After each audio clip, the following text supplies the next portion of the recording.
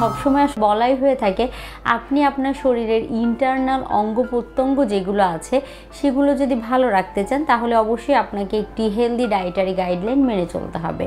এক একটি অঙ্গকে ভালো রাখার জন্য বেশ কিছু খাবারের বা ডায়েটারি মডিফিকেশন আমরা বলে থাকি।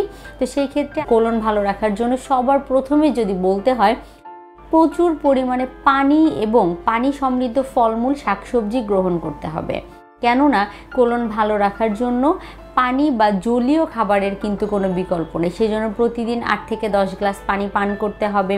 বিভিন্ন ধরনের ফলমূল শাকসবজি, বিশেষ করে সিজনাল ফলমূল শাকসবজি যেগুলো আছে সেগুলোতে কিন্তু পানির পরিমাণ খুব ভালো পরিমাণে থাকে। সেটি শীতকাল হোক বা গ্রীষ্মকাল, যখনই হোক না কেন আপনি চেষ্টা করবেন পানি সমৃদ্ধ ফলমূল শাকসবজি রাখার জন্য। প্রতিদিন যদি একটি করে কচি ডাবের পানি পান করতে পারেন সেটিও কিন্তু আপনার শরীরে পানির চাহিদা পূরণ করার ক্ষেত্রে গুরুত্বপূর্ণ ভূমিকা পালন করবে।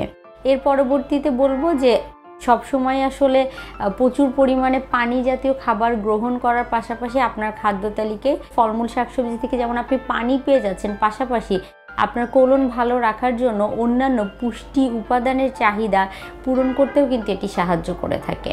সেজন্য কোলনকে ভালো রাখতে হলে আপনাকে অবশ্যই কি করতে হবে, প্রচুর পরিমাণে ফলমূল শাকসবজি বা এই জাতীয় খাবার থেকে তৈরি করা বিভিন্ন খাবার অপশনগুলো রাখতে হবে।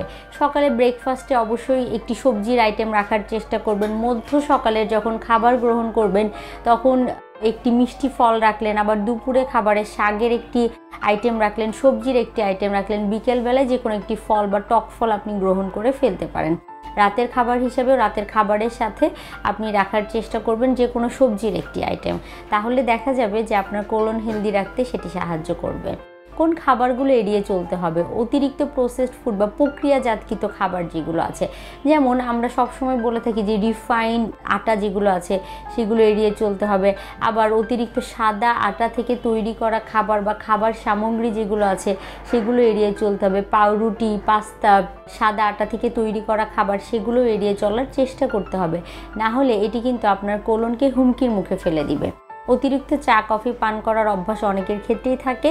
তো তাদের ক্ষেত্রে আমি বলবো যদি আপনি আপনার কোলনকে ভালো রাখতে চান তাহলে কিছুটা হলেও লিমিটেড করে দিতে হবে অতিরিক্ত চা কফি পান করাকে। তার পরবর্তীতে লাল মাংস আমাদের দেহের বিভিন্ন ধরনের পুষ্টি উপাদানের ঘাটতি পূরণ করতে সাহায্য করে, কিন্তু এই লাল মাংস অতিরিক্ত গ্রহণ করলে বিভিন্ন গবেষণায় উঠে এসেছে যে সেটি কিন্তু আপনার কোলনকে হুমকির সম্মুখীন করে দেয় বা কোলনের বিভিন্ন রোগের আশঙ্কাকে বাড়িয়ে দেয়। সেজন্য অবশ্যই আপনি যদি আপনার কোলনকে ভালো রাখতে চান আপনাকে এই লাল মাংসের অতিরিক্ত গ্রহণ এড়িয়ে চলতে হবে। চেষ্টা করবেন মাসে 1 থেকে 2 বার এই লাল মাংস গ্রহণ করার জন্য। আর অতিরিক্ত তেল মশলা জাতীয় খাবার এড়িয়ে চলতে হবে, বাহিরে ডুবো তেলে ভাজা খাবার আর সিম্পল সুগার বা যেগুলো আছে দেখা যায় সফট ড্রিঙ্কস, কোল্ড ড্রিঙ্কস বা পেস্ট্রি, কেক, পাউরুটি এগুলো খেতে আমরা অনেকেই পছন্দ করি, এগুলোও কিন্তু এড়িয়ে চলতে হবে। কেননা এই সিম্পল সুগার যেগুলো আছে সেগুলো কোলনের রোগের ঝুঁকিকে বাড়িয়ে দিয়ে থাকে। সেজন্য আপনাকে অবশ্যই আমি যেটি মেনশন করে দিলাম যেই খাবারগুলোর কথা সেই খাবারগুলোকে অবশ্যই গাইডলাইন হিসাবে মেনে নিয়ে সেই অনুযায়ী চলতে হবে। তাহলে কিন্তু খুব সহজেই আপনি আপনার কোলনকে ভালো রাখতে পারবেন। শুধু কোলন না, আপনি আপনার দেহের অন্যান্য অঙ্গ প্রত্যঙ্গকে ভালো রাখতে চাইলেও এই টিপসগুলো কিন্তু মেনে চলতে পারেন। তাহলে দেখা যাবে কোলনের পাশাপাশি দেহের ইন্টারনাল বিভিন্ন অর্গান ভালো রাখতে এগুলো সাহায্য করবে।